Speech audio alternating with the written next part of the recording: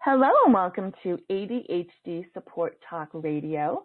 My name is Tara McGillicuddy and I am the host of ADHD Support Talk Radio. I'm an adult ADD and ADHD productivity coach, and I am also the founder and director of ADDclasses.com.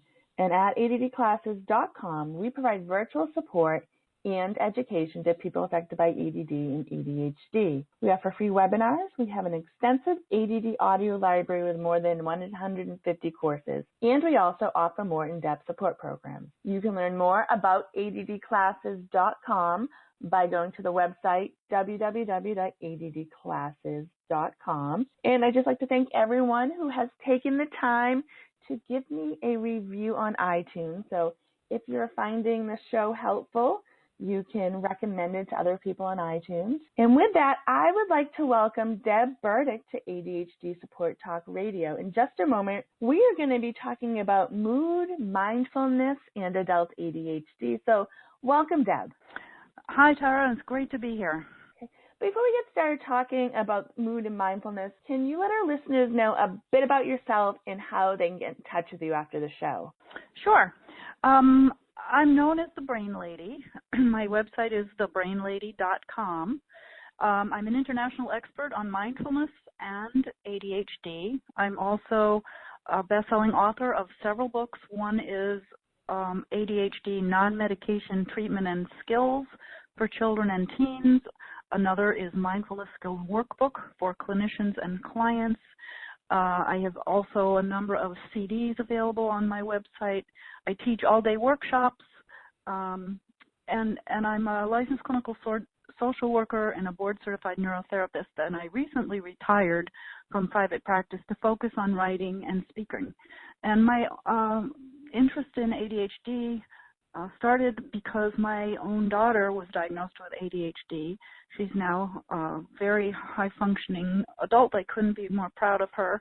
And I was married to someone with ADHD. So that got me, trying to understand a little bit about what ADHD involves, as well as how to help my own family, and then I've helped thousands of people over the last 25 to 30 years to improve, their functioning and succeed and deal with their mood issues and become more mindful about how to live a, very successful life and to thrive. Okay.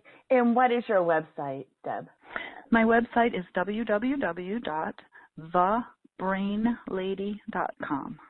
Great website with a lot of resources. I definitely recommend to check it out. So let's get started talking about mood and mindfulness. And this is a topic, mood is such a biggie when it comes to ADHD. And I don't think it's addressed quite often enough, but it really affects people and is so connected to ADHD. So where would you like to get started, Deb? Well, I'd like to just talk about some of the mood issues that are so common for folks that have ADHD. Russell Barkley, who's a psychiatrist, has written a great deal about ADHD and does a lot of research, states that 80% of folks with ADHD will have one psychiatric disorder, meaning, a mood disorder of some sort, and 50% will have two of them. Wow. So it's very common to have depression or anxiety, and I'd kind of like to talk a little bit about, first, how do we know if we're depressed or anxious? What does it look like? Okay. And then talk about why we feel that way when we have ADHD, and, talk about some scenarios that cause these issues, and, what the impact of how to be mindful, how we can use mindfulness to really help ourselves feel better. Yeah. And those stats you just gave are people who are diagnosed with an actual condition. So I'm sure even more people have the mood issues, but they might not even be at the point where they're going to be diagnosed or, this as high as someone to be diagnosed. It's so true. I've seen so many clients over the years who show up in my office in their 40s and 50s, and they're very depressed. And when I really, do the detective work that's sometimes needed, I figure out they really have ADHD as their underlying issue. And yes, they are depressed, and, for good reasons, because a lot of things that they've tried to do in their life haven't worked out well, or they feel like a failure, they don't feel good enough, there's something wrong with them, but they've never addressed the ADHD.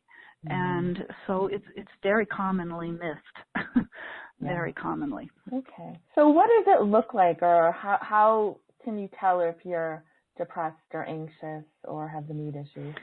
Well, you really have a pattern of negative thinking. It's like the glass is half empty all the time, or like you have a filter on and you can't really see the good things and the positive things. You just don't notice them sometimes.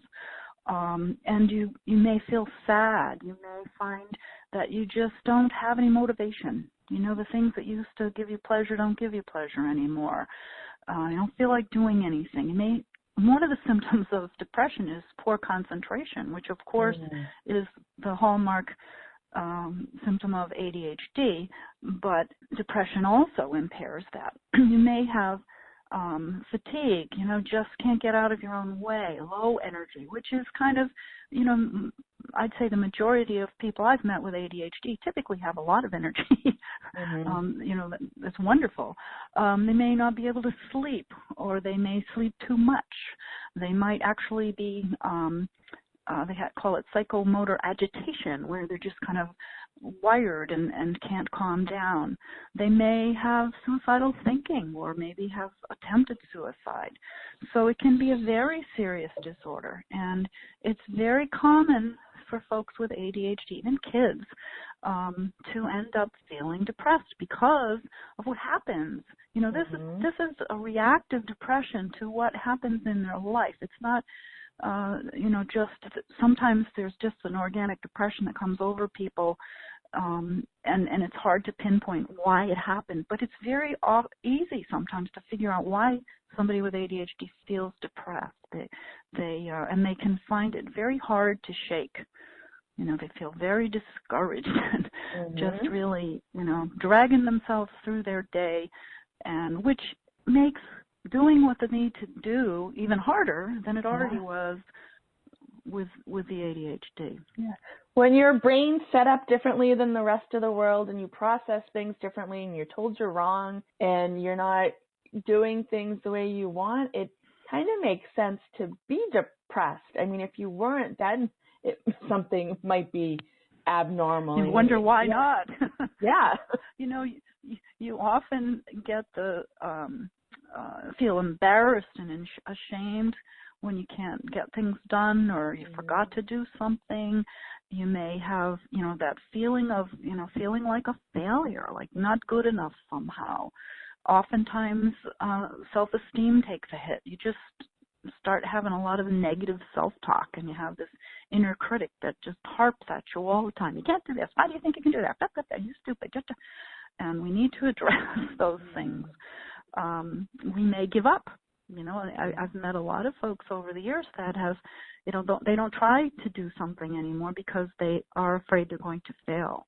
And so they miss out on all kinds of things that they might have enjoyed, or that they might actually been able to do. So my sense of folks with ADHD is typically they're very passionate, and they can bring a lot of energy and new ideas and excitement to things. And once you get depressed, you lose that to some degree. It's really hard to rally that excitement, enthusiasm about things. Yeah, I know. I just dealt with, adults who will take my programs and stuff, adults with ADHD. And at first they'll come in and they'll be all excited. And then it's like, oh, here's another thing that's not going to work out. Why did I bother? Why did I spend my money? But when you've gone through decades of living that way, that makes sense that you'd think that way. Yeah. Yeah, it becomes, your brain gets into that place where it's just not generating enough energy to, and then it makes it worse. It becomes a self-fulfilling prophecy, because then once you're depressed, it's even harder to do what you need to do. And so it's important to treat the ADHD and teach folks skills for dealing with it and teach the organizational skills and get all of the site of performance things in place that people need to help them do what they need to do and remember what they need to do and all of those kinds of things. Folks with ADHD can do it just as well as somebody that can't. It's just sometimes they just need a little bit more reminding or set their structure up a little bit better. Use the things online. Be mindful of what they need to be doing and just start using some of the skills that they didn't typically learn as kids. Mm-hmm. So we need to treat the ADHD and help the person feel better. Mm-hmm. The depression will commonly get better, but we also may need to treat the depression to help the person get functioning again. Now, how does mindfulness come into play when it comes to ADHD and mood? Well, one of the things that's very helpful to start with is to just be mindful of your mood. How are you feeling today? Because, if you're having a tough day and you just try to push through and ignore it and it's not working well or whatever, but you're not really tuned into that fact, then you miss the opportunity to shift your mood, for example, or take care of yourself a little differently or approach your day a little bit differently than you might if you were feeling on top of the world. So just tuning in and just to kind of go, take a nice deep breath in through your nose and blow out through your mouth and ask yourself, what's going on inside of me right now? How am I feeling? Is this a feeling I've had before? Is it something new? Is it changing? How intense is it? It could be a happy feeling too. Let's face it. Sometimes we feel great, and you can use the same technique to just sort of tune in and say, okay, if I know that I'm in a bad mood in the morning, I feel it, and I have to tune in and say, okay, what's going on? Once say you just have no patience today, or you're really anxious about something going on, okay, then you can tune into that anxiety or that depression, and then you can do something to calm it down or to change the channel on it. Some of the skills that I teach are changing the channel on the thoughts, the negative or the anxious thoughts that are zipping through your head. Once you tune into the emotion, you can also tune into the thoughts behind them, and then you can start to move yourself out of it. I mean, if you don't tune into it, you're stuck with it. And I guess, or I think I know from experience in working with a lot of adults with ADHD, is there are a lot of people that do not deal with it, do not tune into it, and just go through life thinking that's the way it is, or just being almost like on autopilot and not thinking about it. And like you just gave, a very simple type of example: slow down, take a few deep breaths, and ask yourself what's going on, which, that sounds like, and I know from my own experience, that can make a world of difference. But as crazy or as much as you may want to avoid, your thoughts and feelings and dealing with your mood, it can be so helpful to tune in a little bit and figure out what's going on. It really gives you the opportunity to change it. You can't change it if you're not aware of it. Yeah. And yes, we do get in the mode of ignoring it just to survive sometimes, but it sort of shoots us in the foot. It doesn't really help us. If I'm in a really bad mood or I'm feeling really discouraged, that's not the day that I'm going to try to do some task where I really need to be up for it. I need to maybe modify some of the things on my list for the day if I'm below par, or, if I'm really angry about something or something has me really upset. I need to take care of myself and get myself through it. And it's okay to feel it. You need to feel it sometimes. Yeah. The little saying is you need to feel it to heal it. But that is true. If you don't tune into it, you lose the opportunity to do something about it. Other than, just basically having ADHD and living with ADHD affecting your mood, Are there other like everyday type of things that you're finding or you found that interfere with people's moods?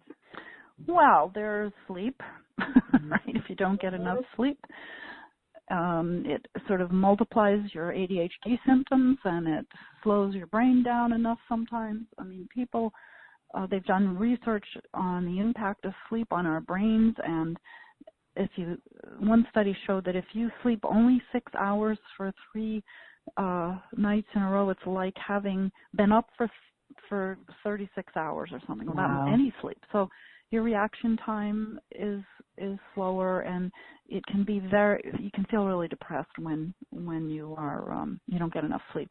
But there are a lot of other reasons why people can be depressed. There's nutritional reasons. I mean, now, you know, the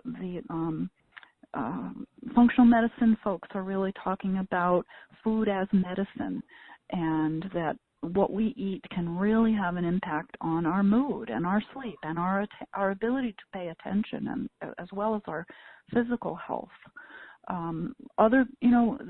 There are depressions that for some people just come on and we never figure out why. It's not like anything bad happened. I don't know how many clients over the years have sat in my office and said, I should feel happy. I have every reason in the world to feel happy, but I don't.